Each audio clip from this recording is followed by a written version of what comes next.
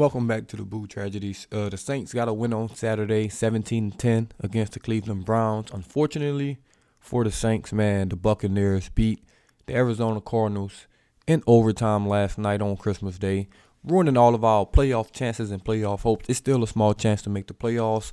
The Bucs have to lose out. The Saints will have to win out. But that game last night, man, absolutely atrocious by the Cardinals. But, what can we expect? A 4-10 team. It's just, any type of hope that they were in that game was good enough for them. They didn't really want to win. Trace McSorley is just not a good quarterback. And the Bucs get let off the hook once again. Should have lost, won in overtime. Nothing we could do about it. Those two teams on the field yesterday were both awful, but like I tweeted, we lost to both of those teams. We lost to the Cardinals and we lost to the Bucs twice. So we can't blame anybody but ourselves, and not really ourselves. We can blame the coaching staff. The Saints had very, very, winnable games this year. 3 or 4 games that they should have easily won, and they wouldn't even be in this position. We could start with, the second game of the year, the Panthers game. No reason we should be losing to the Panthers week 2, but we lost that game. That was week 3, excuse me.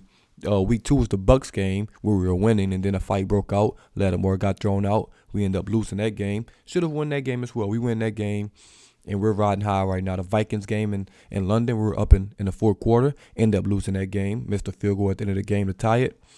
Then with the Bengals game, we were winning that game very, very easily. And then all of a sudden, Jamar Chase went crazy. We had no answer for him. Lost that game. Drew 2 pick sixes against the Cardinals at the end of the half. Ended up losing that game by 1 possession. So that's just right there. That's like through week 6, week 7. It was about 3 or 4 games that we should have won that we lost. Didn't do it. Now we're in a position we're in right now. We're 6-9. If we win 2 more games on the year, two of those games, we're gonna win the division. So then after that, we lost to the Steelers. No way we should be losing to the Steelers. Then lost to the 49ers 13-0. We had hundreds of chances to score in that game, and we just didn't. And then we lost to the Bucs 17-16 a couple weeks ago when it's literally we had a 99 win percentage on that. Mark Ingram goes out of bounds. We punt the ball.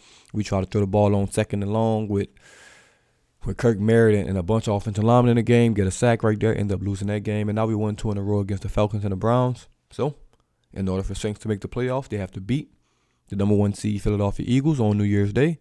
Then after that, they'll have to beat the Panthers.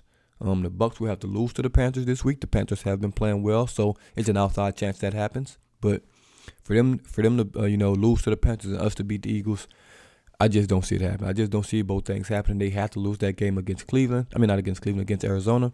They did not. So them playoff hopes is looking very, very, very, very, very, very slim, to say the least. But there's a shot. Like I said, we got the Eagles. It's going to be a very, very tough game. Even without Jalen Hurts, they looked really, really good with Gardner Minshew under center.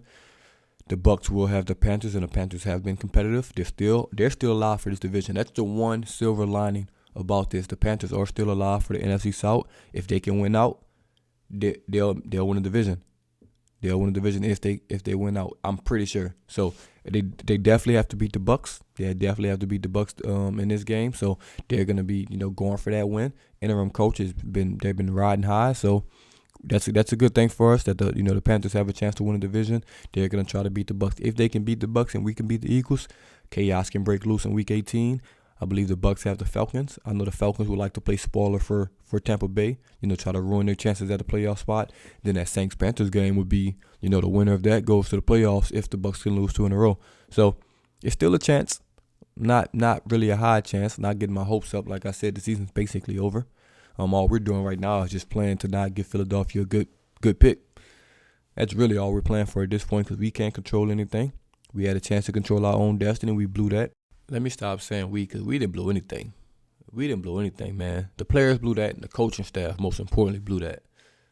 They blew this season terribly. And I don't want to hear a talent issue. I don't want to hear a quarterback issue, injury issue, because last year we faced all of those same problems and went 9-8, which will win this division this year.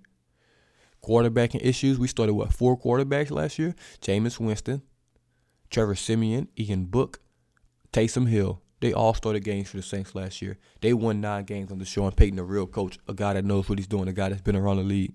Dennis Allen, not so much. Receiving core was much better last year. I mean, yeah, was much worse last year. This year has been much better. Even though we only had MT and Jarvis for, a couple games this year, you were throwing that. You throwing Chris Olave this year. You throwing Rashid Shaheed this year. And then you had Callaway and Traquan, who's still on the roster. So this team's receiving core is much better than last year. Running backs the same. Offensive line, we lost around Armstead. Obviously, that hurts. But offensive line's been pretty solid this year, even with the injuries. D-line's been the same. Linebacker play got better. Cornerback, it technically would have been an upgrade, but Lattimore's kind of been hurt all year, so I understand that. Safeties probably fell off with Marcus Williams a little bit, but not enough to drastically change anything. The only main special teams got better. We've been better in the return game as of late. We got Will Lutz back. Blake Gilligan was there last year. So everything's the same. It's no excuse. The only thing that has changed is the head coach and the offensive coordinator. That's the only thing that has changed. The only thing that's probably gotten worse is that. And obviously that's a big thing. That's a main thing. And it's just been awfully brutal to watch these guys try to coach a football team. Like I said, it's a bright side to any of this. Somehow the Bucs lose out and the Saints win out. They get in the playoffs. Somehow the opposite happens. The Saints maybe lose out. The Bucs win out. We're probably going to be looking for a new coach. That Sean Payton news is heating up. He's like, rumors are already coming out about a defensive coordinator that he wants and things like that. It's about 6 or 7 jobs they say that's going to be open on the market. Off the top of my head, I can think, the Broncos maybe. The Chargers maybe. Arizona Cardinals maybe. The Colts probably. Well, that position's basically already open. So it's a lot of teams. It's a lot of teams that's probably going to be in the running for a coach. So the Saints may be going to have options. I don't know what type of package, Sean Payton will bring. A lot of people were thinking a first-round pick, and I think I'm hoping for that. That's probably the best-case scenario, but who knows what's going to happen. Who knows what's going to happen with that, man, but that's a long ways away from now. We still got 2 games left, and I'll still be here watching these 2 games, even if, there's no significance in Week 17. Like I said, just play the young guys and just let them have at it. We should have been doing that already, but it is what it is. We'll have a film breakdown later today, man. A couple of them probably, starting with Taysom Hill. He'll be the first because what a good game he played against the Cleveland Browns when we started to use him. So, yeah, man, that's the state of the Saints right now. It's not looking good. It's looking very, very bleak, but you never know. If there's a 1% chance, there's a chance. We're just going to have to take it day by day, game by game, and it's 2 games left, and let's see what happens. Let's see what happens, man. Maybe they get in, maybe they don't. It's not looking like they will. But like I said, we'll see what happens, man. Let me know what y'all think in the comments below. Kind of about the season, kind of about that game yesterday, if you watched it. And as always, this is DaBoot Tragedies, and I'm out.